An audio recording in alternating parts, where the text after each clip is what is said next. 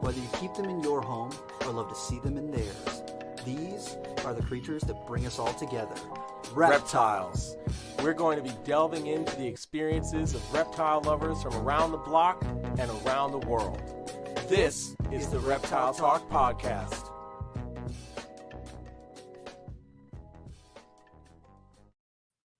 Boom! What's going on, everybody? This is Jeremy Turgeon from Brassman Reptiles. And I'm Robin. I'm creeping it real. And this is episode 50. We're kicking off the 50s right now with a big one. I'm super pumped about having this guy on here. He is Hell yeah. He's done so much.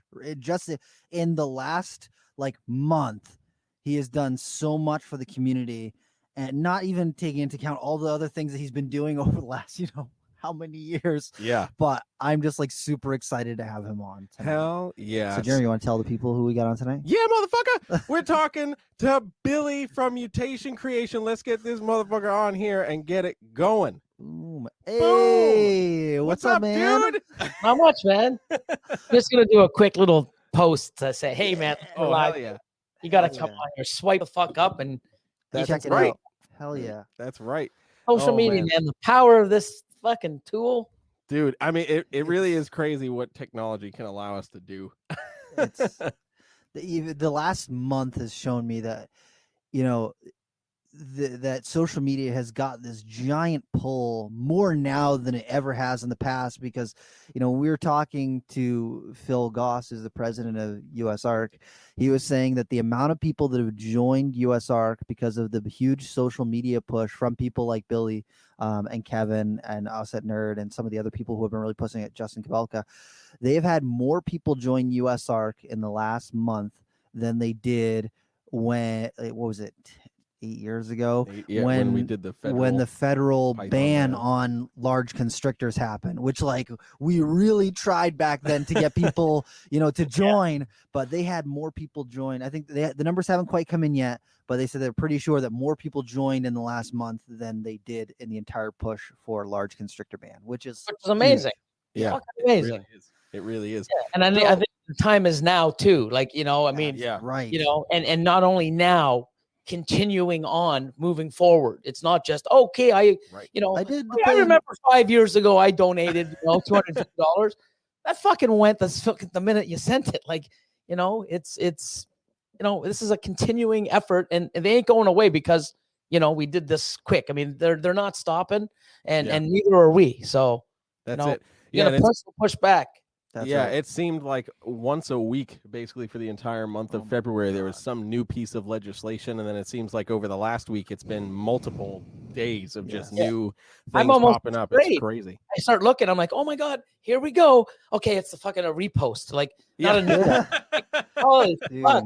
Yeah. Minnesota, then Texas, and then it was like Florida, New York, South Carolina, Illinois, Illinois, Minnesota, and then I think there was it's just like what the just nuts. Yeah, and then there was one today, another one in New York that went up today. So there's the shipping thing that we are all pretty much familiar with, and then there's a ban, proposed ban on the traveling shows, so the educational shows and all that stuff. It really is crazy. And Connecticut's got something coming up too. I talked with Phil about that the other day because Dan Magano sent me something or posted something, and he was like, I don't know if Phil has seen this yet. So I reached out to Phil, and he was like, yeah, I heard about it, but they haven't posted the text, which is why we haven't made the alert.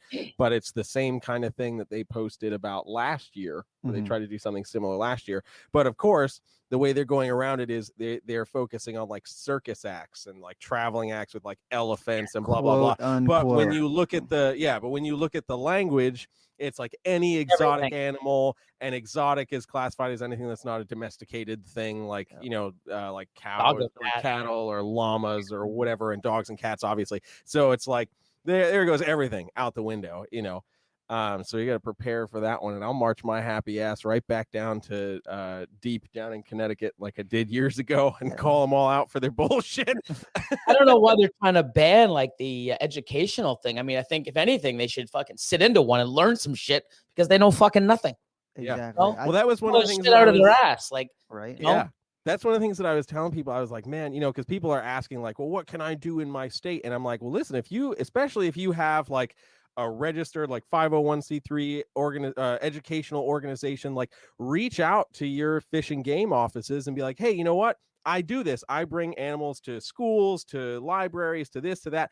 Offer your local fish and game office a free educational demo, 1 hour. Have the environmental police officers show up, learn about something, get some hands-on experience. Because let's be real, nobody's in training giving them a reticulated python and saying, here, buddy, don't piss your pants. Yeah. You know, you know what I mean? But like, that also initiates that relationship, because establishing that relationship with the people who are in direct control of making those laws, like that goes leaps and bounds further than you know, every couple of years banging on their door talking about, you son of a bitch, you can't take bus snakes.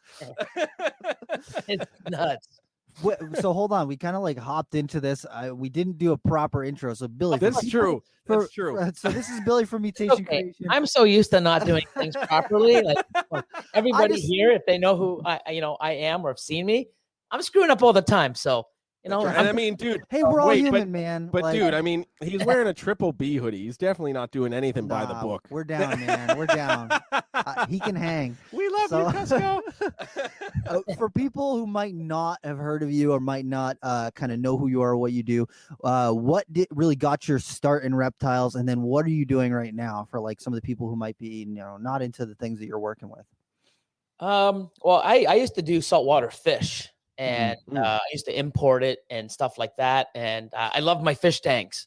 And I'd always go to Big Al's, which is a big chain of fish suppliers and stuff like that up here in Canada. Yeah. And I went, and when I went to go see the one guy that I always dealt with, he was busy. So I'm like, you can only look at so much fish. You know? I'm like, let's just wander around the store. And I'm like, let's just check out this damn reptile stuff. I'm going over and I'm like, oh, cool. And I'm like, holy fuck, look at this snake. And it was like a 3 or 4 foot wild caught. You know, we're talking 25 years ago, 26 years ago. So I don't even know if there was captive bred breeders in Canada at that time. Maybe, you know, Corey Woods, but I never even knew who he was then. It was just like, wow, you can buy this fucking thing. So I'm talking to the guy. And of course, I mean, you know, the guy that I deal with fish is like, hey, I'm like, yeah, give me a minute. So hold on a second. Talking about this, and I end up getting this big ass aquarium and the light, headlights, and the fucking branches, and you know what's cool? I got like, you know, some sort of Sahara desert wrap around the back. So yes. Look at my setup. Bring this animal home. Fucking wouldn't eat for like 4 or 5 months. I learned what ticks were and parasites. And mites. I mean, I came with it all. All under the skin and all for free. All for free. Yeah, it was a bonus. So the animal, of course, you know, wild caught, brought in, not established, sometimes aggressive, but it wasn't too bad. End up dropping dead. I come in like, what the hell? There's the snake. So then when I went back, because I'm always doing the fish still, I went in and I'm like, hey, man, you know, that animal died. It's like, yeah, they don't do really well. I'm like, you know, is there another one coming in? Because I got this tank now. I want to do something with it. And he's like, well, no, not really. But what I would suggest is going to this place called Port Credit Pet Center. It's a specialty shop in Mississauga. So I actually looked it up, went there, and I walked into the store. And when you think pet store, I mean, especially me being new into the whole reptiles, you're thinking dogs, cats, you know, birds. I walk in there, I didn't see any of that shit. I saw like bearded dragons, scorpions, lizards, tegus, you name it. It was there. And I'm like, wow, look at these lizards. Look at these things. I was just like amazed. They even had frilled dragons. I'm like, look at these fucking all pythons and boas and corn snakes and king snakes. You name it. They had, I was amazed. So of course, then I got the bug. I got a ball python again. I end up getting veiled chameleons. I got one veiled chameleon. I got nosy bee blue panther. Which is cool. And had all these tanks, cave geckos, Chinese cave geckos, hand frog, red-eyed tree, just a little bit of everything. And then I started getting out of the saltwater sort of business, you know, importing. Had an issue with the shipment. And British Airways they did pay me after like 8 months on my container. But they said, we're not doing any, we're not insuring any live animals anymore. So I'm like, wow, I'm not, I'm not getting into this business where I'm shipping $30,000-$40,000 worth of animals. If they don't get here, well, it sucks to be you, no control. So, got out of that real quick, smart. And, so from there, I just had this collection of all these amazing animals and trying to learn. And this was, probably 19 years ago, maybe 20. I just said, you know what? I just want to do ball pythons. Instead of having a bunch of everything, I want to be great at one.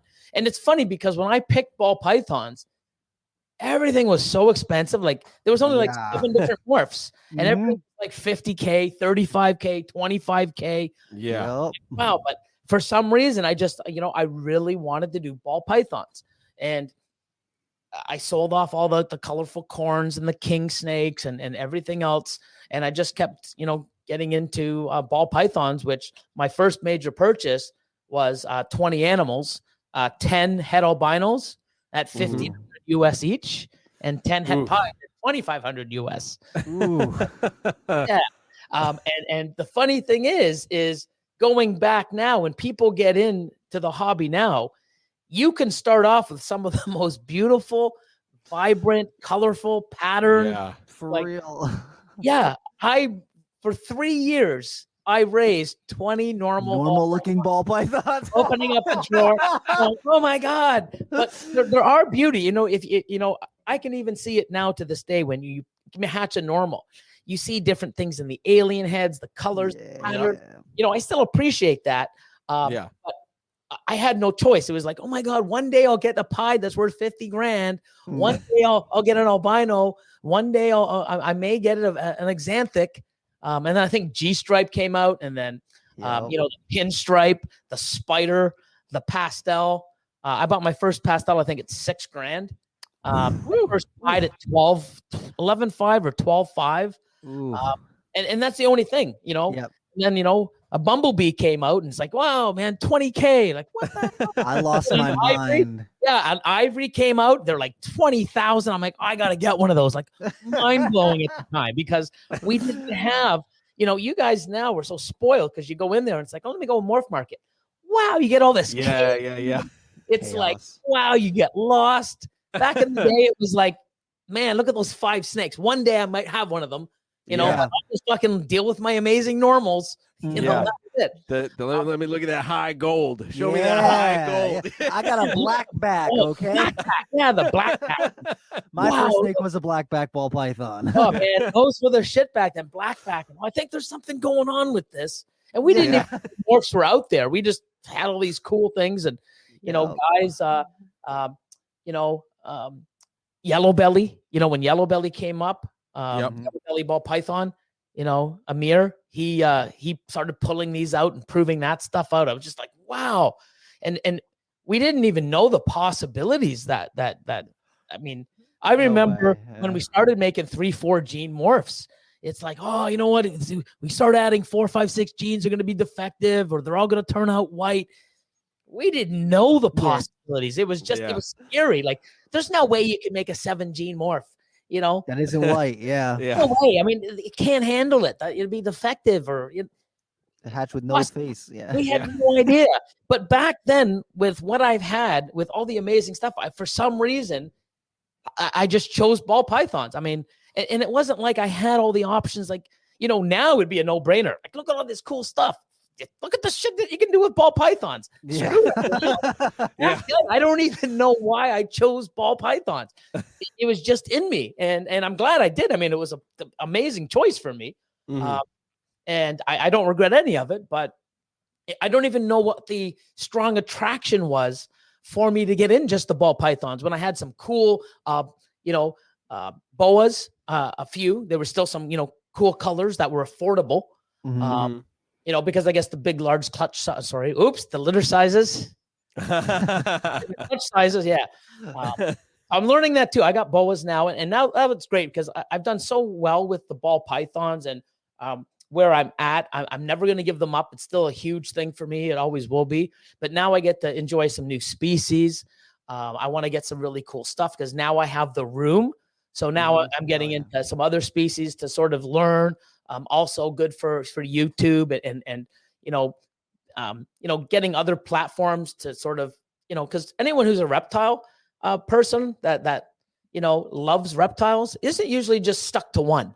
They always have a bit of everything, and now I'm in that position where, hey, now I can start getting into this and learning about it and have some of this stuff. And I got tarantulas coming in 10 days. Yeah, that's my you just made Rob's fucking I just got a year. little excited. I'm sorry. Dude, I love I'm learning there's old world and new world, and I'm going to stay away from the old world right now. just for a little bit. Just for a little bit.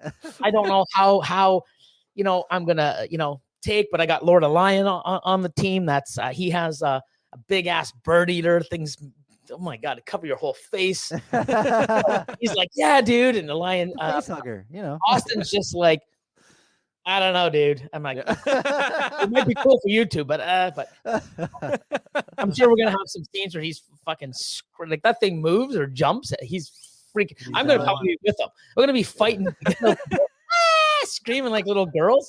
I have no idea, but I do want to learn and also expand my horizons with other species and other different types of beautiful creatures and learn. I don't want to get huge. I don't know if I'm breeding. I may want to get, so the stuff that I've got, I'm working with somebody. We're going to be doing a video of him bringing them over, and we're going to get, learn through him and some other people. But I do think I want to experience, I think it's called the sling. You get a sling, and then you watch it molt and grow and get, I think I want to do that as well. But right now, I want to sort of, get these, well started animals. Some of them are adults. I got a lot of females coming. I got some big ones and some colorful ones and some, really cool stuff. What are they called? Terrestrial one. Yep. And the burrowers. I got a heavy Weber. So I got a little bit of everything and just sort of, I don't really like that. I love this, but I'm sure if it goes and it starts jumping all over the place, I don't know. That's it. You're like, man, we haven't seen a video from Billy for a while, and I think somebody drove by and like the lights have been off for a week over there. I don't know what's happening. There's web on the doorway. I think that they're celebrating Halloween early. I don't understand. I don't know, but at least I got Lord. Lord is into scorpions, and he's actually had scorpion babies. He's got tarantulas as well. So having him and his knowledge and him, the big guy is. Not scared like us little, oh my God, like the thing moves too fast. I remember the first time I ever held one. I did a YouTube video. I did, I think maybe 2 years ago, 2019. I went out to NBK. They're another breeder here in Canada. They're in Quebec, and went out there and. They had one. They showed me a molt, and I'm like, "What the hell is that?" It's like it looks like a spider. Is it dead? It's like, no, it's a molt. I'm like, "What the hell? It's the shed. It's a shed skin." I'm just a snake shed where they just, no, this thing looked like a damn spider. I'm like, so I took it. And I'm like, put it there, and I took a picture. Yeah. And apparently, it was one of those snakes. It was one of those spiders that was, one that if it bit you, you're fucked. People like, oh my God, you're so brave. You have it on your face. Do you know what that can do to you? And I'm like, well, no, I have no idea. Oh my God. And so I took the molt off, and they actually got another spider. They put it on, and this tarantula sitting there, and I'm like, you sure it's real? And you grabbed the little thing, and he pushed it, and it started moving on its own. I'm like, whoa, freaking out. And it was cool and all, really, I was, you can see in my face, I was sort of terrified. And then when he took it off afterwards, he goes, yeah, cool. He says, look how big the fangs are. Flips it upside down. And I'm like, are you kidding me? You just put that on me? They bite you with, and they're venomous and slightly venomous and stuff like this. And the hairs shoot out. And I'm like, thank God you told me that before. After. Yeah. There's no way I had my hand out. But I want to experience new things. I think I'm at that time where the new facility, I want to have different things on YouTube, bring other people in, not just for ball pythons. I know there's a lot of other people out there. that have ball pythons that are, you know, spider lovers, or they have other pets, lizards. I want to start getting some. I've reached out because I want to get you know, some cool examples of stuff so I can appreciate as well. You know, mangrove, that albino mangrove. I'm gonna have one. You know, just bananas. Amazing looking, you know, snakes or specimens of animals that I can sit and enjoy. I don't care about breeding them. If I do, it'll be like a pet project. But I just want to have stuff for video content, as well as for me to now appreciate other species besides just ball pythons. And you know, when you look out there of all the different animals that are available, whether lizards or other species of snakes, there's some incredible animals, like true, jaw-dropping, and it's just like, wow, you know. And now I can, you know, I can facilitate, you know, the enclosures and having another space that's climate controlled compared to the back with my ball pythons. I can get like red-eyed crocodile skinks, you know, really cool species that are just, wow, look how cool this is, like a little mini dragon, you know. Yeah. So. See, when I was little, I actually grew up with tarantulas. So I had tarantulas before I had any other kind of exotic pets. And so like tarantulas are second nature to me. I look at them all, and I've worked with like probably 40 or 50 different species. And, you know, I had up to like 150 of them at one point. And spiders and tarantulas are like, I'm super, super comfortable with pretty much all of them. There's a few species that I'm like, I don't hold you, but like I've held a lot of stuff. And it's funny because I've worked with, I do a lot of educational programs, and getting people over their fear of spiders is always like so satisfying for me, because like I know what a tarantula is like. So like to me, it's super casual for me to like, you know, work with a rosehair tarantula or a like a Texas tan, like a Phonopelma species or something like that. It's super casual for me. But I see that these people are like cold sweats, and they're like, oh my God, I gotta. I'm one of those people too, you know. I mean, you know, I mean, I'm not. It's like anything. You have a fear of the unknown. Exactly. And, you know, I haven't seen any sort of TV show or ad where spiders are just, oh, hey, look at the cute spider. Yeah. Getting it and skipping rope and driving, you know. Lucas the spider. Lucas the spider is the only one. Oh, is it? It's called Lucas the spider. It's like a little animated children's spider. Yeah. And he's got like a cute little kid's voice, and it's on YouTube. But like I've seen a lot of people that are like, oh my God, I actually am not afraid of that spider, because they modeled it after the jumping spiders with like the giant eyes that are super adorable, and the little chelicerae that move, or the pedipalps that move in front of the chelicerae. So they're adorable, and people will get over. They're like, I like Lucas. I don't know about the rest of the spiders, but I like Lucas. Yeah, that's another thing. Just the naming, I guess you go by the naming of the spiders. It's like, wow, it's like the family and the the genus and the species, and you don't really go, oh hi, it's a bumblebee. No, it's a no. Some Latin name, like I can't even spell it. Nailed it. Listen, okay. I can't even spell it. Never mind, say it. Like, it's Chromatopelma cyanopubescens. It's a green bottle blue tarantula. Okay. Yeah. This is what I have to live with, dude. It's a whole new world, man. But you know, I've got 6 species coming in. I don't know if it's species, but 6 different kinds. Species. Yep. Yeah. So I gotta get the lingo. You know. Yeah. And, and I'm gonna learn and see what I like, and maybe expand on a few, and then you never know down the road if I get over my fear and, you know, I become, you know, comfortable keeping them. Maybe I'll get some slings of some of the old world and, you know, try them out, but they're pets to observe, not to handle. I don't want to be that guy on YouTube, but, you know, trying to, you know, play with something that's not. You know, because I don't want to have that where, oh, look at this guy. Oh, if he can do it, I can do it. And someone gets bit and something. I can appreciate it. But who knows if I'll even go that far. You know, it might honestly, be, dude, you know. Once you've had them for a little bit, they're so interesting to watch. Like once you spend a little bit of time around them, they're just like so. And the way heavy webbers too? Heavy webbers. That's what I was gonna say. The heavy webbers are the ones that catch people, because things like green bottle blues, they like make these giant elaborate web domains that just cover everything. And when you feed them, like you throw the crickets in there and they like grab it and they start like laying web all over the place. It's like an alien, like this little alien that you've got in this enclosure that you get to look at. And I may love it, or I might say Nope. Yeah. Like, here you go. I've got way more people who are like, okay, this thing's really cool. Now let me look at some of the other things that are out there, and they get into it. And it's just the thing with tarantulas that a lot of people that come from reptiles that go to tarantulas have a tough time getting is like for a snake. When you get a snake, they don't have like these crazy life events that happen throughout their life. Like once they reach breeding size, it's like, okay, they can ready to breed, blah, blah, blah. For tarantulas, every time they molt, it's like this giant, strenuous process that they can just randomly die from. Yep. And there's nothing you can really do to, I mean, best kept practices. I've seen people who keep, thousands of tarantulas, and then sometimes, they get one that just randomly dies in a molt. And it's like, it's such a bummer that you put a lot of that work into it, and there's nothing you could really do to prevent that from happening. It just happens sometimes. And then once the males reach sexual maturity, for most species, you've got like 6 months to a year and a half before the thing just dies. Like that's it. There's nothing you can do to keep them going past that. It's just how their lifespan is. Exactly. So I'm learning this too. So I'm like, wow.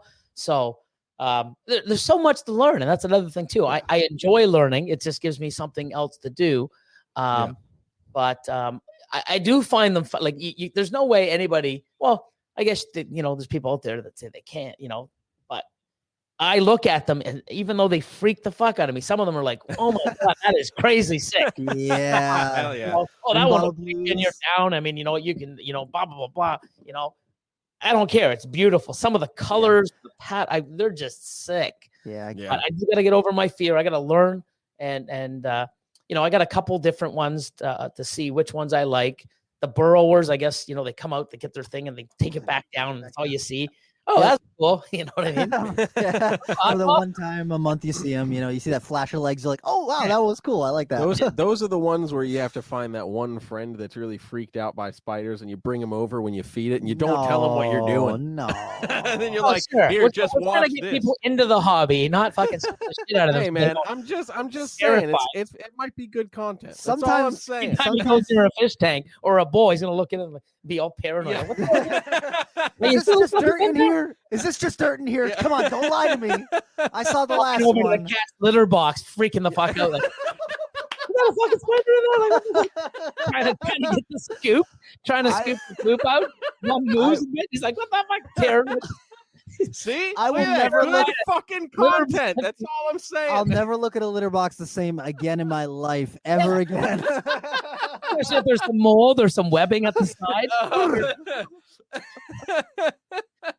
Crazy, but oh my god! Come on, tell me that wouldn't be some good shit. That's all I'm saying. Oh my god, that's kind of funny.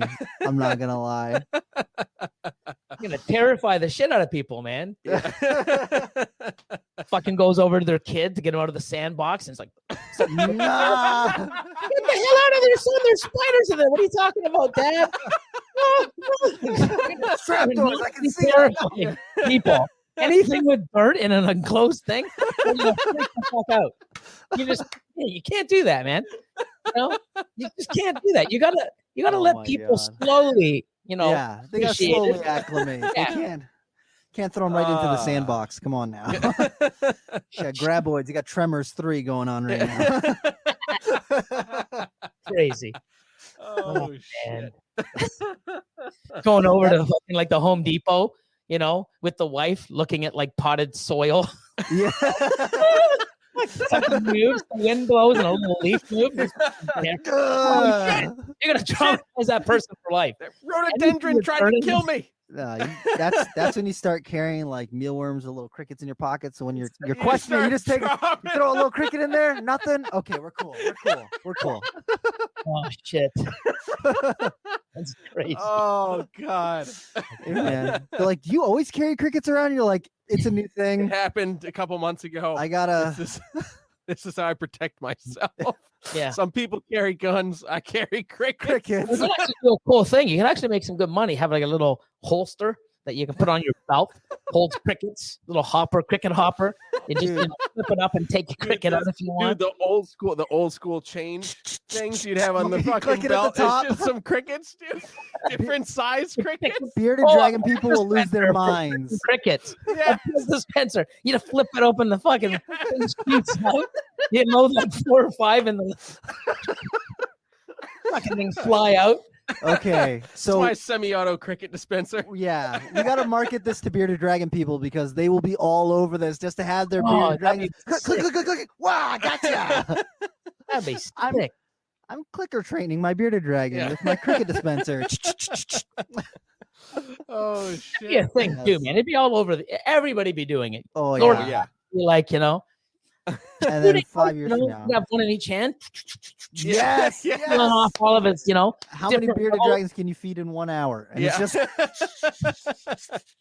oh my god, going all over the place. We just revolutionized bearded dragon breeding. Hey, right there. I'm just saying, if people are paying attention, they can pick up some pretty cool ideas. That's all I'm saying. That's true. That's true. Or don't any of them, and say, or don't do any of that. Morons.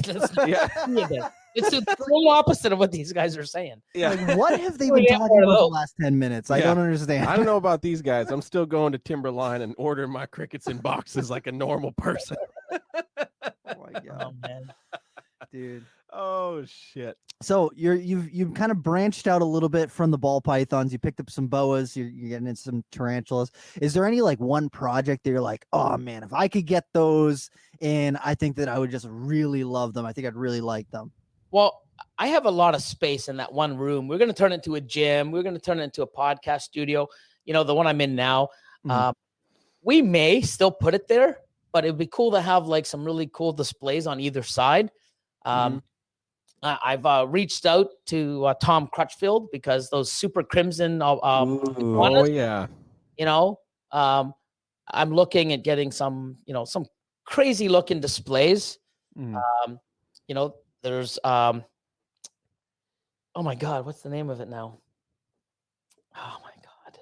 Is it a Boiga species or Boland's pythons or? Oh yeah, all that. I mean, he's like, just keep going.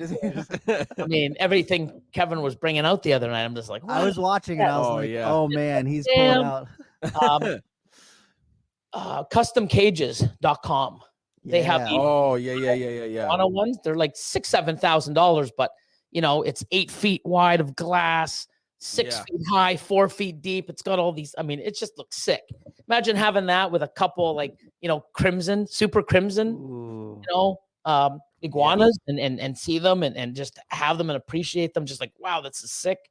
And some of the focus cubed habitats. Mm-hmm. Have you seen them? They're just like those are sick.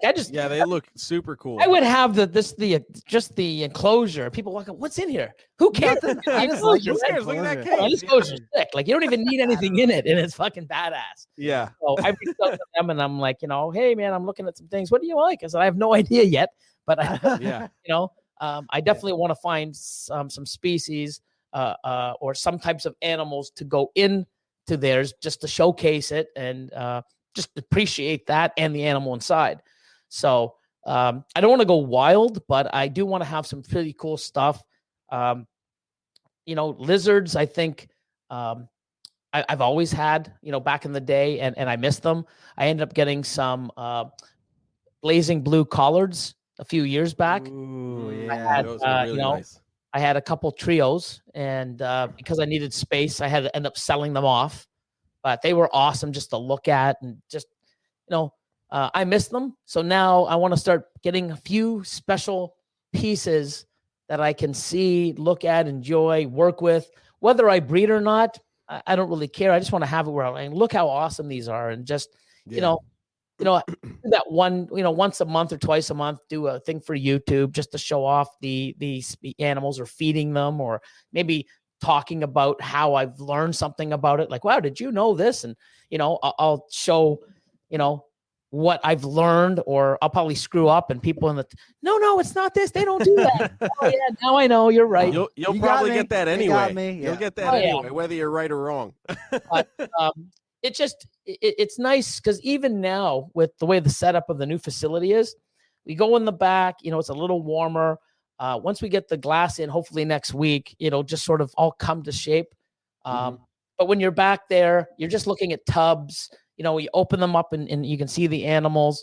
But when you actually come into another room and it's set up with displays, like even when we did the live the other night, just looking and seeing all those fucking cages, just like, you just want to look in them. When you look at a rack system, it's like, yeah, cool. There's snakes in there. You might want to look in, but it's not as enticing as when there's windows in it. Like, oh my God, there's something in there. What the fuck is it? You want to look, it's like, I can look in, I don't have to open it up, So it's something where it'll be new for me. It'll be, something that I think like Lord of the Lions into all types of different, animals and stuff like that. So I know he'll like it and he'll be very helpful. Austin, I think, will come around, maybe not to the tarantulas. I mean, I'm sure he'll give it a shot, but he's sort of like, nah, screw it, But if I got in retics or super dwarfs, he'd be fucking all over them, I mean, So everyone's got their thing, and it's I don't even know. Like I said, we're getting them. We'll see how it goes. If it's amazing and I do really enjoy it, then I'll move forward in it and maybe have a little section of them. But I do believe I want to see one grow from the oh my God, what's it called again? Sling. The sling. Yeah. Sling. Thank you. The sling onwards. Just seeing that whole thing and how they grow, and that's the best part, honestly. Like watching them go through these molt cycles and seeing how much their body expands. And I don't know if you know this, if you're not into arachnids, you might not know this, but if tarantulas lose their legs, like if they pinch their leg in something, they can drop it off. It'll break it. The section breaks off from their body. It'll seal off, and that leg will be gone. The next time that they go to molt their exoskeleton, a little leg will be back in that spot. They can regenerate the leg, and then the next time they molt after that, the leg will be back to regular size. And they can really? I didn't know that. I've seen ones that had like 4 legs ripped off, and then the next molt, they've got 4 little legs in all the spots, so they're back up to the 8 legs. And then after the next molt, you couldn't even tell that they lost any legs. That's pretty badass. It's pretty cool. Not gonna lie. Wow. Now we need to figure out a way to do that with people. Or not. Right? I guess. Fine. I guess. But it would be cool, like if you lost your finger and then, like, you even remember Lorena Bobbitt? Like you come in fucking handy, No, but if that could happen, men would be more douchebags. They could get away with it. Cut my dick off, bitch. I don't care. I don't care. Forget it. A few months later, you're being someone else. No, I don't think it's a good idea. No. Fuck it, You're stupid enough to lose a body part. Hey. Nah, you got to live with that. Yeah, you got to live with it. Sorry. Don't be a douche. You're not as cool as a tarantula. Sorry, bud. But that's the thing. Like I know somebody who had gotten into tarantulas, and they like got scared and they like closed the lid too quick, and they like closed it on one of its legs and it dropped the leg, and they're like, oh my God, like I killed it. And they're losing their shit. And I'm like, okay, I try not to do that again, but watch what happens the next time that it molts. And when they're little, they molt like a very frequently, especially for like the arboreal species. They molt on a very regular basis. So like, 3 weeks later, boom, it went through a molt cycle, and oh my God, the leg's back. That's crazy. I wasn't expecting that. It's like, yeah, it was kind of crappy, but like it's okay. It's okay. Yep. Yeah, I'm fascinated by it. I mean, I didn't know that, so that's cool because just in conversations, I'm always picking up a little bit more. And ball pythons, I'm learning, like, even with the FedEx when they came and the snakes were frozen.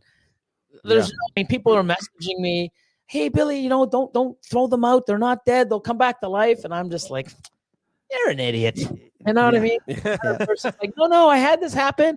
You know what? I'm like, I'm sitting there like, I'm holding them. They're frozen. Like if I threw them against the wall, it would shatter into pieces. That's how cold I thought they were. Jesus. And no movement. And I'm like, they ain't coming. Like the lifeless. It's just, they are not coming back to life. They're dead people. No, don't do this. They'll come back. There's a warm up. And I'm like, there's no way. And they did. It blew me away. Yeah. I've had that happen as well. without those people messaging me and telling me, hey, don't put them in the incubator, warm them up slowly. Yep. That's Will from Royal Canadian Reptiles reached out and said, hey, keep them at room temp. Then the next day, put them in a rack. And then, water with a little bit, because if they go over and they're really lethargic, they'll try to get the water. And if they can't pull their head out, they're going to drown. They're drowning. Yeah. I would have just, fill it with water because it's probably thirsty. Next thing I would come in and I'd have these heads in the, and they'd be dead because I killed them. Not by not knowing. So by everybody's, watching it and giving me all this advice, I looked, it's like, okay, 30 people say this, 5 people say that. I'm going to go with the 30. And, people reaching out. I mean, I educated myself and I learned. And, with the unfortunate accident that happened in Texas, I had so many people reach out to me. It's like, hey, Billy, I've seen some pictures. They had snakes piled up, frozen. And I'm like, oh my God. And it's like, hey, we've got some, we warmed them up. We're doing it like you did. We have some that are coming, they're lethargic, but at least they're moving now and we're warming them up slowly. So thanks to your video, we have some hope. I'm like, fucking amazing. So, a tragedy for me where I had no understanding. I've never been in that situation. I learned, and now other people, because of it, now aren't just doing things like, what, this sucks, and then just throwing them out. And, but I could not, if I didn't go through that, I would not believe that those snakes would have come back to life. So it's just incredible. I had an instance many years ago. I had ordered some snakes when I was very young. And we had a massive snowstorm come overnight, and the box got delayed by 2 days. And I remember getting the snakes in, and same thing. They're like lifeless, like whatever. I was like, oh my God, man! Like snakes. I'm like, oh, this is just absolutely terrible. And I'm like holding the snake, and I just see the tip of the tail do this, and I was like, no fucking way, no fucking way. So I'm sitting there like. Like, and then I see the tail start to move a little bit, and I was like, "Son of a bitch, grab a hairdryer! Yeah.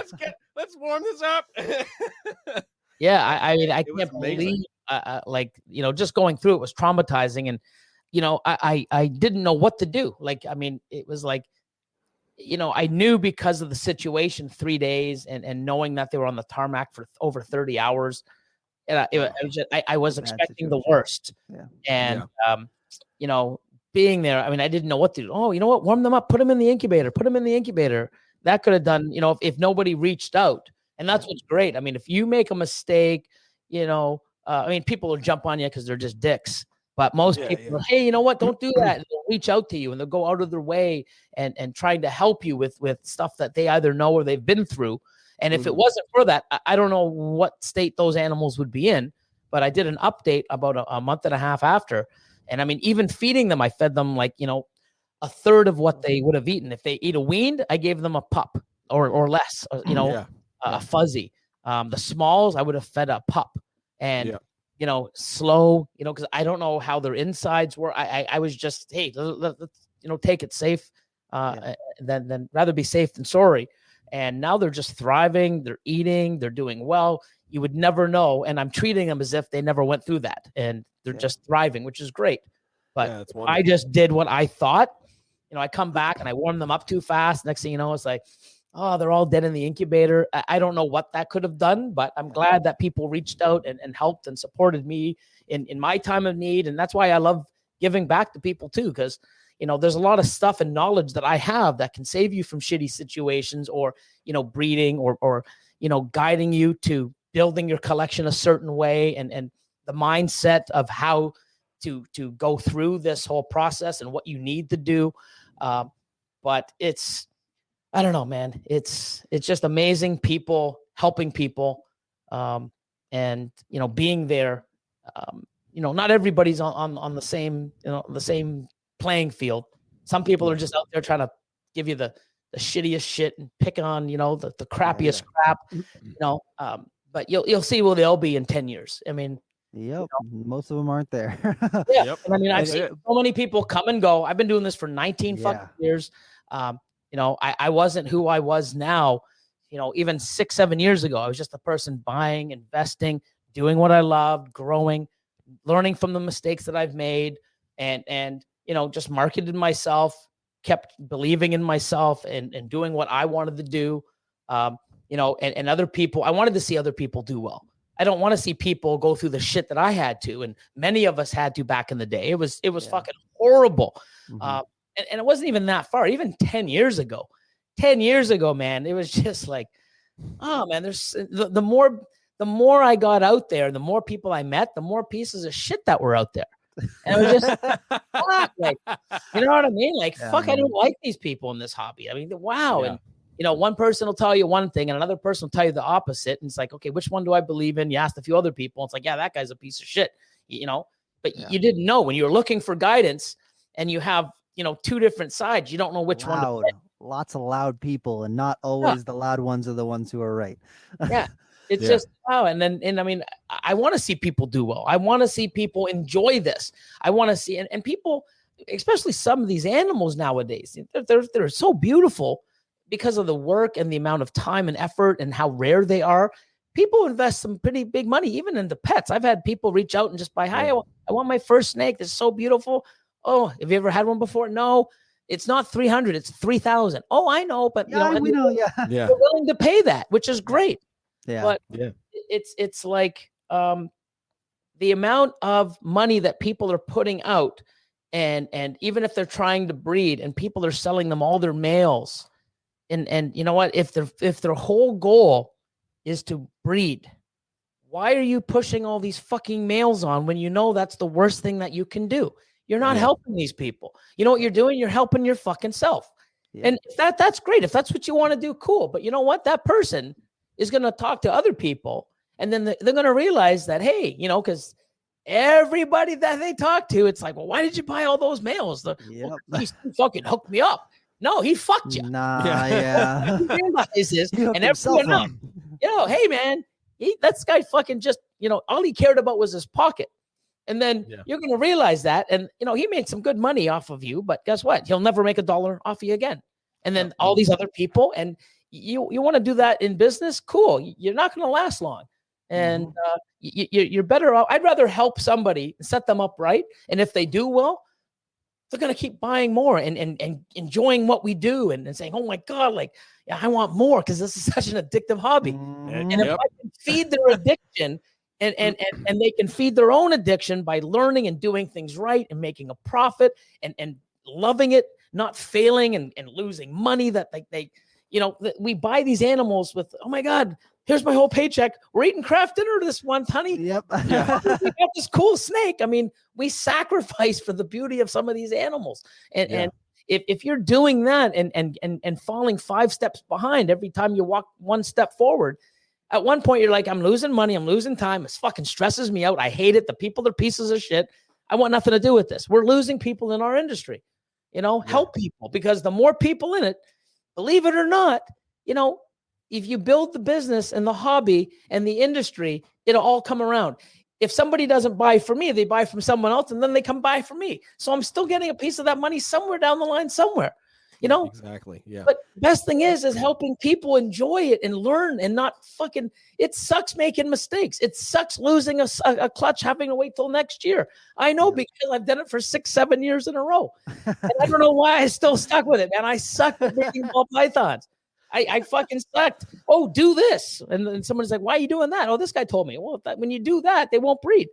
Oh, I didn't know that. Oh, you know, why was I getting all these slugs? Oh, because you're not supposed to feed while you breed. Oh, okay, so I won't. Fucking lost a year of that, or maybe I think 2 years, until someone said, no, dude, you have to feed. No, you're not supposed to feed when you breed, because, you know, it stresses them out. It's like, well, how no? And then as soon as I started feeding, holy shit, these are eggs now. Wow, holy crap. Would you imagine? You know, but the fucking asshole that told me that you didn't feed, he just didn't, you know, he would sell me animals, and I thought I was getting the best advice ever, you know, but the reason is because I was going to be his competition, you know, buying these high-end animals and stuff and holding them and like, oh my God, this is cool. Wow, it's, dude. You know? Yep. I had someone come to me because I do a lot of like Borneo short-tail pythons, and I had someone come to me and they're like, oh man, I saw some of the stuff that you're producing. I'm like super into it, blah, blah, blah. And they're like, I'm looking for like this kind of thing right here. And I was like, I don't make those. Like that's not something that I do, but you should go check out the dude at the Borneo Addiction, because he just produced a bunch of that stuff. And I didn't tell the dude that like, the guy from the Borneo addiction, I didn't tell him that I had sent people his way, but a couple months, like maybe a month and a half later, he messaged me. He's like, "Did you tell someone to come and buy from me?" And I was like, "Yeah, like he was looking for this thing that you made." And I was like, "I don't do that, but you should go talk to him because," and he's like, "Oh, well, they ended up buying it and they were like super happy. And they said that you sent them my way, which is like not something that people usually do." And I was like, "Dude, what do I gain? Why not? Yeah. What do I gain from telling this person to wait to not get the thing that they want and then try and get it from me? They're not going to be happy. They're not going to get exactly what they're looking for, but you've got really cool snakes. You're doing cool stuff. You're a good person. What do I lose by sending that person to you? Like, I want this person to be happy. I want them to get more Borneo pythons, because if they get more Borneo pythons, when I produce stuff that they like, they're going to come and buy from me." Yeah. So like, because their excitement's there. They're in it. They're not going to sit there because people change. So you'll sit there and go, "Oh no, wait until next year." And then, "Hey man, I made them. Hey, dude, I got into something else." Yeah. People want shit now and they don't want to wait. There's sometimes where they have to wait, or they really, want to get a certain gene from you, which is great. And it's amazing that, people will do that. But if they can go somewhere else, I love referring people to other people, but you also got to refer them to people that, you don't want to send them there and they get treated like shit. Animals are fucking sick. And next thing you know, "I got mites from this guy. Why the fuck did you send me to them? You're an asshole." Yeah, you fucking hooked me up, all right, with fucking this shit, $1,000 in bills. Fuck you too, Billy. Like, you got to watch, and that's why being a good person, helping out people, treating your animals and your customers well, it goes a long way. It's not just cheap everything out and do it fast. You really got to build a brand and build a belief and stick to it. Don't be flippy flop. Yeah. Yep. For sure. That's exactly it. That's exactly it. And the interesting thing about all that too is, like, in the age of social media, creating that brand and being true to yourself is easier now, really more so than it's ever been. I mean, like, you can literally just be, some random guy down the road breeding ball pythons, and suddenly it's Joe's Serpents. Yep. And you've created this brand, and people go, "Who the fuck is Joe's Serpents?" But you're like, "Hey, he's this nice guy. He makes good shit." But you look at the people who have bought from him and they're like, "I love this guy. Right, exactly. He's hooked me up. When I had questions, he answered my questions." And it's like, you build that around, and it just makes the community bigger and it makes the community better. But the best thing about it, and that's one of the things that really pissed me off with Chris from Ball Pythons 101. We have the ability to be kind, to I love that I inspire people just by being me and doing what I fucking love. I mean, I've always been this way. I didn't, I'm going to get in this. I'm going to inspire people. That's my motivation. I just fucking be me. You like it or don't. I don't give a shit. I'm doing it. I ain't changing for you. I never have. I've been getting shit for the cutting of the scissors for 10 fucking years. Now more people cut with scissors than fucking razors. I've been taking shit for 10 fucking years. Oh, that fucking guy. Wow. But you know what? I don't give a shit if you cut with razors. If you feel comfortable doing it, do it. Just don't shit on me. There's more than one way. It's crazy. But what I like about it is if you can be positive, inspire people, because you know what? We do need positivity, coming through, because not everything's perfect. People will lose animals. They'll lose a clutch. They get, shit happens. And when it does, we need to pick them up and help them back up, not fucking push them back down. And if you can do that and people can say, "Hey, you know what? Like, I see so many people now in the sticker game, promoting stickers, wearing shirts now, giving shout outs. It's awesome. You know what? It's amazing if we can do stuff and be positive and have things in a good way. And people can look up and say, "Hey, you know what? He did this. I should do it too." It's not like, other people are like, "Oh, they're copying me." Yeah, they're copying you. And you should fucking want them to, because it's positive. Means you're doing something right? Like, Pythons 101, he has these amazing animals, has a help. The guy does great stuff. The only thing he's missing is that thing that I believe in more. I mean, it's just, I don't want to get into it, but he's teaching people, and not only him, there's other people that do certain things that people will look and then start copying them because they don't know better. You're basically teaching other things to other people that are going to copy it and then keep that cycle going. And we don't want none of it. Yeah. And that's what really sucks is, you especially social media. I mean, I don't do everything that everybody likes. I curse here and there. Well, quite more. I'm more here and here. And more here than there, but yeah. You know what I mean? Same, man. Same. It's all good. Going, oh my God, I got to be careful. I mean, when I do my YouTube videos, I know a lot of kids watch, so I'm pretty good at it. But it's natural. I don't have a script. I just go, we screw up. I'm human. I have ADHD. I have tics. I have, I have a whole bunch of different things. But you know what? People out there have PTSD. They have anxiety. There's, everyone sort of thinks that, they get looked down upon. They can't do anything. You fucking can, I've been, especially back in the day, it's like, wow, man, everybody told me that I couldn't do this. Oh, you couldn't run a company. Oh, you should be careful what you do. Oh, no, you know what? I mean, if you believe in yourself and you want something and you chase your dreams, I mean, not everyone's going to get there, but if you don't chase it, I guarantee you won't. I mean, that's just a fact. 100%.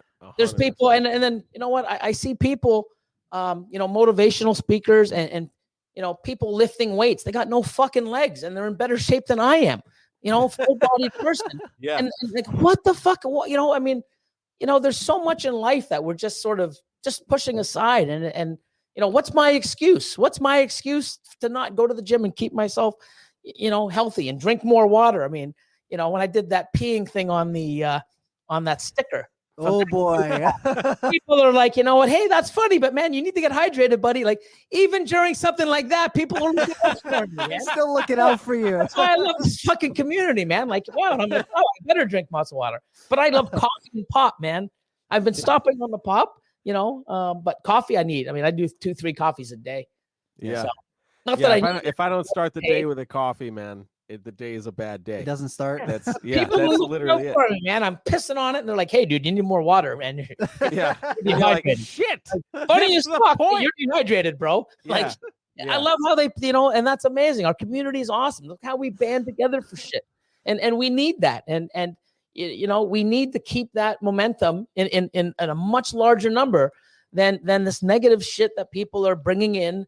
And other people are starting to copy, and it's not good. We need to be positive and pushing, our industry forward and helping other people get into it because, not many people can go through what I did the first 6-7 years. I mean, you see people have a shitty, I didn't get it. Yeah, this sucks. This hobby sucks. You're one fucking year in. Yeah.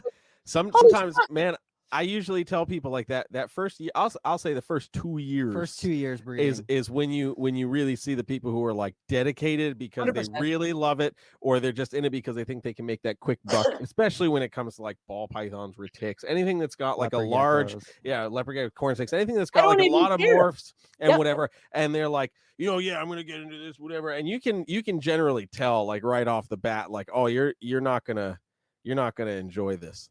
Because they're like, because I'm going to breed this and I'm going to make this and I'm just going to do this and I'm going to do that. And it's like, well, cool. But what happens if that slugs out? Or what happens if it doesn't even produce? Because that happens too. Are you still going to love it as much? Or are you going to be pissing yourself because you spent your life savings or a chunk of your life savings and you're not going to see that back now for another 2, 3, 4 years? Right. As long as they understand that. I mean, I don't care if somebody comes in. This is a lucrative business. I mean, if you invest properly, you can do very well, but you got to put in the work. You got to know what you're doing. You got to know how to allocate your funds and how to, extract the best, odds and holding stuff back for the future, but I don't care if somebody comes in. I'd have more respect. Hey man, you know what? I don't love these animals. I'll take care of them. I'll appreciate them. But I'm in this for the money and I'm investing $1 million and I'm going to make $3 million in the next 5 years. Bravo. Awesome. He's just investing into our hobby. People are making money. Hope they do well. But it's the people that, I love this. Oh, no, my animals and this. I'm doing this. I'm not doing this for the money.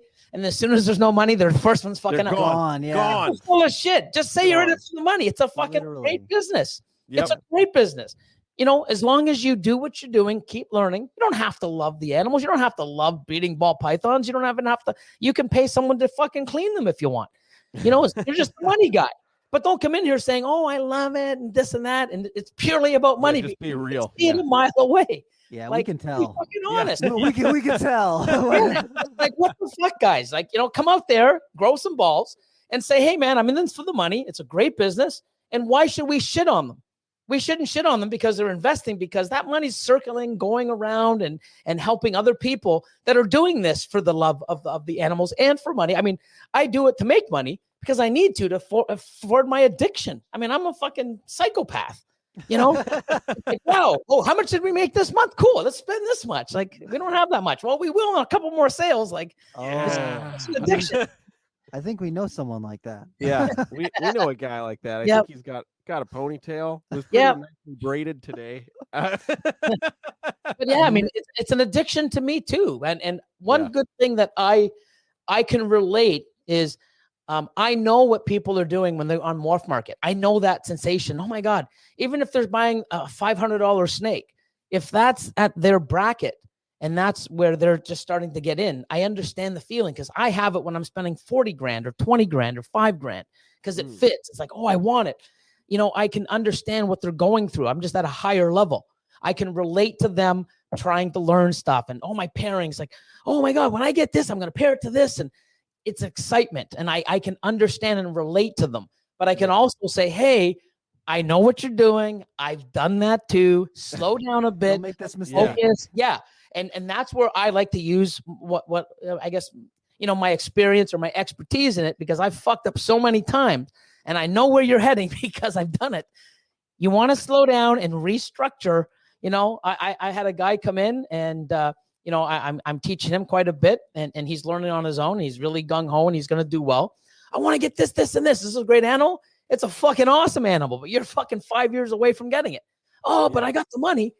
Yeah, but do you know how long it is and what you need to do? And, you know, why don't you focus on this and this and this and build it stronger? And went home and looked at it, and I guess maybe messaged a few other people, and they're like, dude, that's the best advice. And he followed that advice. And now, instead of spending money on those couple animals that were just, you know, I mean, I'm just getting ready to get into those quad hets and visuals and, you know, and it's like, you know, you got to walk before you run, and setting people up properly. And when they understand it, and the best thing is I don't want to teach people. I don't want to just tell people to do things and they do it. Why did you do it? Oh, because Billy told me to.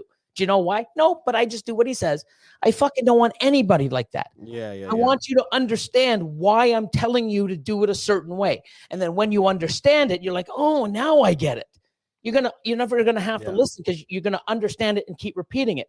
And then when somebody else comes up underneath you or a customer, you can teach them what you've learned, and we're just building success. And, you know, I mean, I can go out and buy every gene on the planet. Am I going to do well with it? Probably not. I'm doing much better pushing the projects I have now even stronger. And then I can add stuff in that's already related to that project.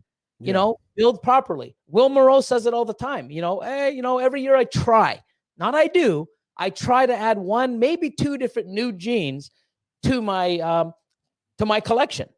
And when he does, it's not like a single gene. Oh, I'm going to do this and start making double, triple hat. No, it's going to be that gene stacked so that it goes right into the project he's working. So it's already into the stuff that he loves. Yeah. You know? And that is, it's when people understand the way we do things, because it took me a long time. And once I found out how to do it, I ain't looking back, man. And it's not like I'm a one-hit wonder, you know? Yeah. And you think the shit I made last year was good, and you think the shit I made in 2021 was amazing, or 2020, wait to see what's coming this year. But you know what? Scary is the stuff I'm making in 2025. You know what I mean? Now. But, you know, that's the thing, is chasing next year and the years down the road. That's what I love, man. That's just, 100%. And then getting those crazy animals and just knowing what you can do. And the crazy thing is you get all these animals thinking you know what you're going to do, and then, oh my God, you see what Buddy made? Okay, well, what can we do now? Now you start switching. Yep. Nothing is cemented in stone, man. Like, you know, a week before pairing, something cool comes out, you're switching that pairing. Yep. Like, it's fucking nuts, man. Oh, hell yeah. Oh boy. That's why I love this, man. It's you always have to be on your toes. You're always learning. You're seeing new stuff. You're seeing what people are creating with time, and you know, it's not just chasing someone's tail. Oh, look what I made. Yeah, 5 other guys made it too. You know, push your own limits. Do things that are different. Nothing wrong with following, you know, some of the bigger guys, but you know, diversify a little. Like, you know, add something that we're not, or take a gamble on a clutch and go a different direction that no one else is. You never know. You know, it might not always pay off, but if it does, like, fuck, you're sitting there alone going, oh my God, people are like praising you. It's pretty cool feeling, man. Oh yeah, 100%, 100%. And I think when you really look at, you know, the guys who have these really successful facilities that are doing, I mean, like they kind of did that exact same thing. Like they took that gamble, and it worked out really well for them. And then they were like, okay, well, how, you know, what's the next step? How can I look to 2025 and make this better? You know, and I mean, that really is the recipe for success. Not let me get as much of everything as possible and then just put it together and pray that something great happens. Wonder why I'm not hitting stuff, but I mean, and that's the thing. Like you see Justin, some of the stuff that he makes, like it's Dude. Unbelievable. Yeah. But you know what? I wish he'd almost show all the failures that he had to find out to make that creation. You know what I mean? Like a lot of people like, oh, he just puts any animals and all this miracle stuff comes out. No, not true. I would say he's probably, if not the best, one of the best. He takes it, sees what it does, mix it with different things. You know what? I need this palette now, so let's add this. Let's take this away. And it's amazing how he sort of orchestrates to get what we see. Yeah. But the journey there could take him years and like, nope, that sucked. Okay. Do not do too much of this. Don't add this to this. Yeah, we see the outcome and it's amazing. But shit that it took to get there. You know, it's like the sayings, like, you know what I mean? There's no successful person that's never failed. You know what I mean? Exactly. It's people that fail and learn from the failure and get up and keep moving forward after failures. And I'm here because I failed a hell of a lot. Yep. You know what I mean? I lost time, I lost money, I lost animals, you know, I lost sleep. You know, once you learn and not make those mistakes or keep pushing yourself to be better. And I truly believe that. I want to do better. And like, I didn't need to get a bigger facility. You know, do I want it? Yeah. Is it better for us? Yeah. Is it going to do well? Does it put me in a better place? Yeah. Now I get to enjoy it a lot more. And I think the way we're separating all the rooms now, everyone has the room. You know, we don't always have to listen to the same music. We can come out and sit at the front now and have lunch and discussions. It's just a better place to work. It's something that I want, and I think it's needed. But it came at a cost. You know, did I need to spend the money to do that? No, I was fine. I have another great season, but I do, especially for me, I need to see change. You know, even at the old facility, you know, I had the incubators. You know, I had 3 of them. I had a ARS about, I guess, 8 levels high. Had a stainless steel top, incubator sitting on top. It was awesome. And then it's like, you know, what look cool? Getting another one because we need one. We'll stack them on top of each other and have like an 8-foot by 8-foot wall of incubators. Cool. And then I did, and it was just like every time I came in, I just, oh my God, like I love that. I just stand in front of the incubators and just, oh my God, I need little things like that. I can't have the same thing going in, you know, always the same year after year. I need to see growth. I need to see movement. I need to see like, hey, all this hard work and dedication. Look what I have now. I need, and it's the little things. I got a fucking sign made, put it on the side of a rack. Oh my God, I'm so happy for like weeks. You know, little change, man. It doesn't have to be big things, you know. Everyone's always concentrating on that big stuff, you know, but it's the little things that get you over time to the big stuff, you know. Exactly. Don't push the little stuff away. I mean, you need those little stepping stones, because if you just go from here and you got to wait to go to here, nothing in between, I don't know if you're going to get there, man. Yeah. You fall on your face to get there. It's Yeah. one thing to take several steps to get from the bottom step to the top step. Yeah. But if you have to hop from the bottom step to the top step, you're gonna bust your ass. You're probably gonna bust your ass. It doesn't work, Yeah. And you need that motivation. Like, wow, look at that. To me, I want to see improvement. I want to see change. I want to come in and just go, wow, I love this. I want to be excited. Doesn't even have to be in an animal purchase. Simple moving my furniture around or my, adding another level going, wow, look how high it is now. Cool. I'll get excited for 3 weeks. And then I'm like, fuck, it's too high. What was I thinking? We give Kev shit for that because he's like 6'3", so he's got the CB70 stacked, perfect for somebody if you're 6'3", but 5'9", little old me is like tippy toe, trying to please don't spill the water. But yeah, man, I think that's massive. Like perspective is huge, and yes, like we were just talking about, like, like you just said, like trying to jump from the bottom step to the top step.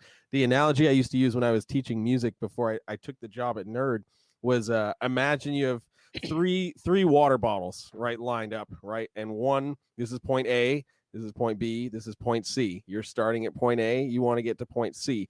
So imagine your target is small, right? If you're jumping from one top of the bottle to the other. But now imagine you flipped part B upside down. It's a lot less stable.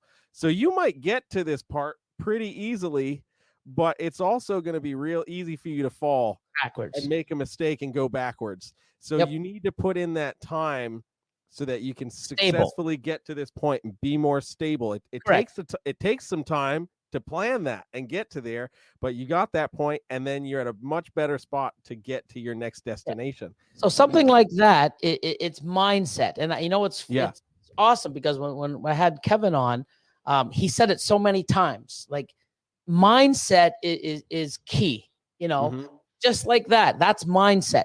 Knowing that people want to skip steps. And when you do that, you're missing out on so many things. But if you leap too far, you're not stable. You can fall and crash and burn. You need to move forward. I would rather know that I can move up one step every single year and always be moving forward than risk going up, down, back and forth like a fucking yo-yo and not knowing where the fuck I'm going to be next year. I'd rather take my time and grow, and be firm and always move forward. And people just don't get it, and there's so much in this industry and hobby and even being a person, you got to be positive. You got to promote positivity. I show all the good and bad on my videos and it's not to be different. It's to show people that, because I get so many calls. Oh, what am I doing wrong? Do you have a minute? Sure. I give them a call or they message me. It's like, yeah, man, all my animals, they're pooing and they're fucking shedding and there's urates all over the place. I can never keep them clean like you guys. What are you talking about? Well, every time I see a video, everything's spotless. I'm like, whoa, hold on a second. We just cleaned them. You come over to my facility. I can show you right now. Half my fucking collection has urates or poo in it. And we just cleaned them yesterday. That's just how it is. It's like, well, no. All these other guys, it's like, no. They're showing you staged or the best of the best. No one's showing you, oh, look at my deformed baby. Oh, look at my clutch that got slugs. There's some big breeders out there. I don't think they've ever got slugs or they've never had anything die or like, it's like, wow. I mean, they're water bowls and things are fucking immaculate. Yeah. You go over in real time. Holy fuck. Like, we're just like you. And that's what I wanted to say. Like, hey, I can't wait to be a big breeder like you and have all my animals eat and all my hatchlings eat all the time. What the fuck are you talking about? Yeah. If anything, I have more troubles than you because I have way more animals. Yeah. So if 1 out of 10 animals don't eat for you and I got 1,000, that means 100 aren't eating for me. It's like, holy shit. Like, it doesn't get easier the bigger you get. It's actually a lot harder. And all those numbers and anything that can happen, deformities, slugs. Exactly. It's exponential. Yep. But I want to show that to people and realize that, hey, you're not doing anything wrong. You know how many people are like, oh, I got my eggs in the incubator and oh my God, this went wrong. Yeah, it could have been that. It could have been this, but all my other eggs made it. Then it just wasn't meant to be. It just happens sometimes. Did you handle the veins? It's like, no, they could have been weak. well, I don't understand. How come no one else has it? I'm like, They you know how do. many Oh, it does. Yeah. happens to me? You know, and I just want people to realize that you're not making a mistake, because people, you know, they want this experience and they want to, you know, have eggs and you know, it's such an amazing experience. There's nothing like it. And for me, I've been doing it for so long, for so many years. It doesn't get old. Like, I can't wait to cut fucking eggs. Like, oh my God, I'm excited. So if they're doing that and it gets taken away from them, they beat themselves up. And you know what? A lot of the times it's not even you. Yeah, but if it is you, you want to make sure that, oh, is my incubator? Oh, the fan was too high. I didn't do press and seal. Oh, I didn't realize I was supposed to put, you know, 50-50 and put them right in. I just thought you poured it on. I didn't put, you know, a light diffuser. Oh, they got wet. And, you know, you want to learn from that mistake now than when you have 20 clutches your first year and they all fucking go, because that hurts. You know, you want to sort of make mistakes or test stuff out now to make sure it works, because you know, you'd rather lose 1 or 2 clutches your first year than 20 your second, you know, or, you know, waiting to do 20 your first year and, oh, cool, man, this is so great. You fucking come in and it's fucking done. It ain't great no more. Yeah. You know? Yeah. Great goes away real fast. It does. But I just want to be real to people. This is an amazing industry. It's an amazing hobby. There's great money in it if you do it right. But there's also shitty sides. There's shitty people. There's stuff that we, you know, there's people after our hobby that have no fucking clue of what they're talking about. I mean, we really need to keep people positive, you know, push people, help support each other. You know, there's always going to be bad everywhere, you know, but if we concentrate on the good and keep, you know, teaching people the good way, you know, eventually, you know, we'll keep growing. And so the number of good, you know, to keep people, you know, going forward. Yeah. Oh, no, 100%, man. That's it. So we're over. We usually just do an hour, so we're a little over our time. But that's it. Fucking before, yeah. Hey, man. I did a 9-hour 2 weeks ago. 1 hour. Hey, man. Hey, man. Listen, we're not, you know, it's about the quality, not the quantity. Yeah. Okay. Listen, man, you can have us on your podcast and we can go all fucking night. Okay. I don't think you're up for it. Oh man, listen, give me a couple cups of coffee and I'll fucking give you a run for your money. I got a Red Bull pill. But before we end this, we ask all of our guests one final question, and that question is, what in the realm of reptiles, be it something that's going on in your collection, something that you've seen scrolling the internet, because that's basically all our life has been reduced to, what in the realm of reptiles has you excited about reptiles? Oh. See, here's where we're going to go on for an extra 45 minutes. Yeah, no. Think. One thing is I know it's always been like that. Even when I had 20 normals in my collection, is knowing what we can do, knowing that there's no cap. The genetics that are out there, I will never see even half of them in my lifetime. Even with the size of my collection and having other people's collection on my phone that I can view all the time. Mm-hmm. I will never see what is truly capable. And I don't think anybody watching, even 20 years from it's endless. And another 3 or 4 new genes pop up, which it will, even spontaneously. Guess what? That just adds to the number.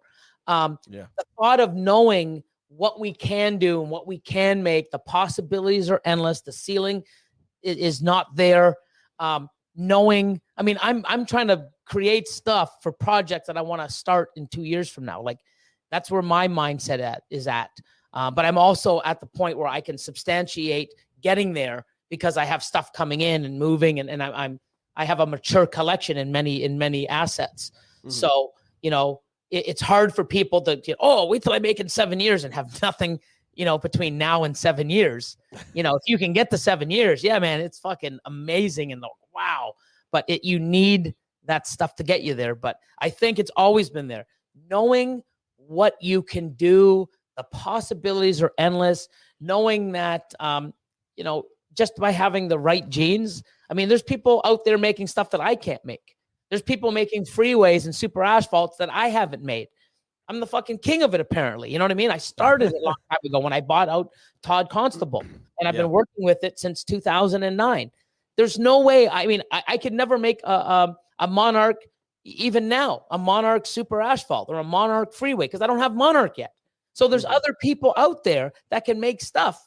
You know, oh, we can never compete with these big breeders. Well, first, that's the wrong mindset, because you don't want to compete. You want to create. You want to create stuff. You want to enjoy the stuff you're doing. If you're looking at this trying to compete, you've already fucking lost with the way your mindset's at. Okay. But you can get shit that you can make that I've had for 15 years, and you can make shit that I can't, because you have genes that I don't. So don't put yourself, low on the totem pole. If you do and you don't try, you're always going to stay there. Push yourself. You'll be surprised when you set a goal and you go after it and you achieve it, how amazing it feels, even if it's a small goal, and then you keep raising. But if you have something to look forward to, when you hit it, there's nothing like it. There's nothing like it. And think of it like this. No matter what goal you set, it's like getting babies, raising them up, breeding them, getting a clutch, and seeing the babies hatch. You're setting a goal, you're purchasing the stuff, you're putting it in motion, and then eventually, with all that time and work and belief, it happens. Same thing with anything. You set a goal, you put it in motion, you work towards it, you stay positive, you put the work in, and guess what?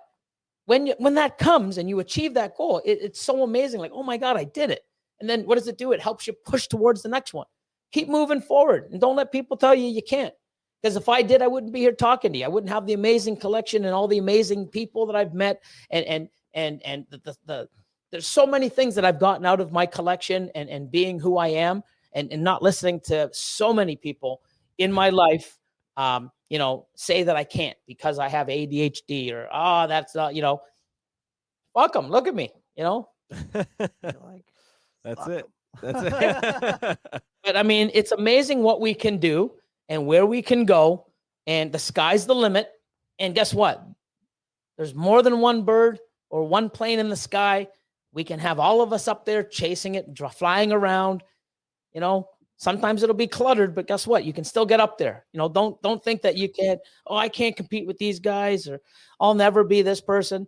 Because when I got into this, VPI, the Sutherlands, the Barkers, fucking Ralph Davis, even Kevin back in the day,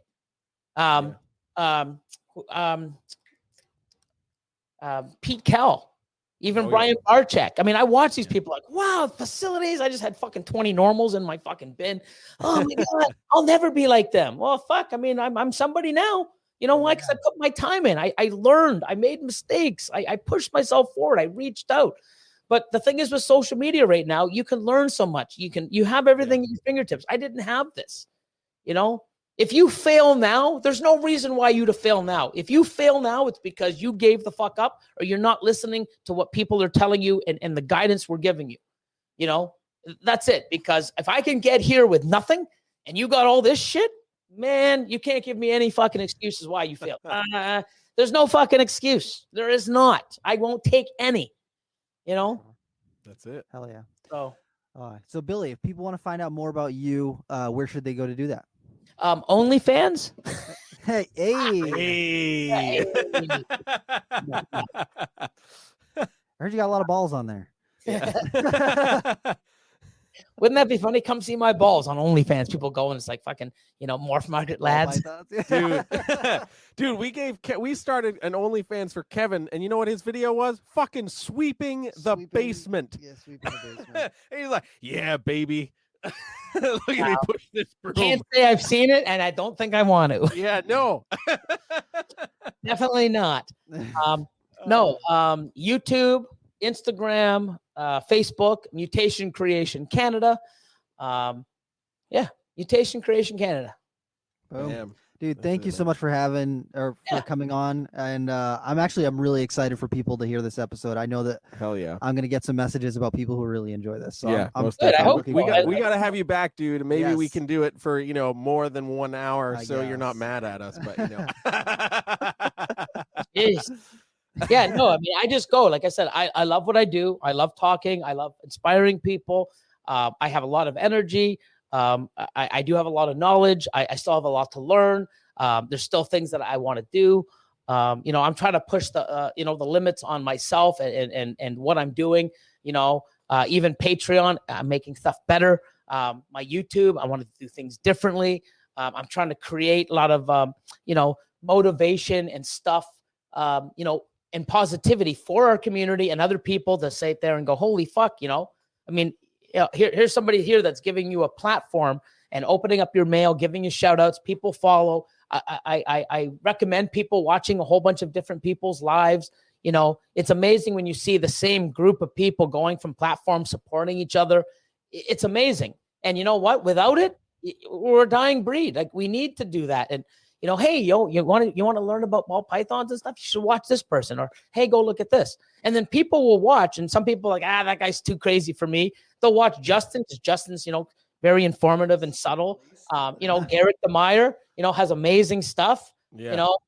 You see Kevin is just like crazy like me, and Brian Barczyk, we're not everybody's taste, but what? Each of us can teach you something, what you like, what you don't like. You can learn something from all of us, and it's just find out what you like, what works for you, and just don't write off some other people. And you'll know who gives good advice and who gives shitty advice, but, no, man, just keep doing everybody. I mean, there's so many amazing people out there, and there's so many people that are out there that aren't even like, Bob Vu, man. I was so surprised when, we do the shout out, YouTube shout out of the week. We got to get back into that. It's like, oh, Bob Vu, man, he's got amazing stuff. He's a great guy. Last video 6 months ago. I'm like, I'm not fucking shouting out a guy that, when I had him on our podcast, I'm like, dude, like, I'm too busy moving. I get it. But it's like, that's a guy that, has so much amazing stuff. And he's always out there. I don't think I've heard any fucking bad things about Bob. It's always good. But it'd be nice for him to be able to have other means to get out there more. But I understand he's busy and moving, and so many other people. But there's so many amazing people out there that have so much knowledge that never want to get in front of a camera like we do. And it sucks, but that's just them. But there's so many people with knowledge and amazing stuff that, when you're close to them and you'll go there in person, they'll give you their shirt off their back. But it'd be amazing if they could do that for the fucking entire world watching. And, but it's just not for everybody. But there's so much wealth of knowledge out there that unfortunately will never transpire to the big screen or whatever you call this, unless other people say, hey, I learned this from this person. And, but there's amazing people out there, and it's not just, us that are here, with no lives and just wanting to do lives all the time and videos. But, there's so many amazing people, that aren't in the spotlight. And, and it sort of sucks because I know that there's some people out there, they're just sour. These fucking people, blah, blah, blah, blah. Well, hey, man, they put themselves out there. That's the thing. You can't shit on people that put themselves out there to the world. You can too. And I wish some of these people did, because they have a wealth of knowledge and we can all learn from them, but they just don't have the time, or they don't want to do this. But I mean, anyone that's watching that feels that way. I mean, we wish that you could do stuff like this, because we could all learn. I mean, and it's just awesome. And if you don't put yourself out there, you can't shit on the people that do, Yeah, for sure. All these people, they're 3 years in and fucking, I've been doing this for 20 years and then fucking get out there. Don't shit on someone because they're fucking doing something that you don't like, We want you to, man. We would love your 20 years of knowledge, but don't shit on the people that are getting behind the camera, out there, shaking a little and fucking up and getting better, man. Like, you can do it too. If you choose not to, don't shit on the people that do. For sure. There you go. All right, man. We love you. Thank you very much for coming on. Hell yeah, dude. We'll talk to you again sometime soon. Hell yeah. Take care. Have a nice night. Spiders, man. Yeah. Don't know how it's gonna go, but hey, man, I'm gonna take the leap. Yes. Fuck yeah.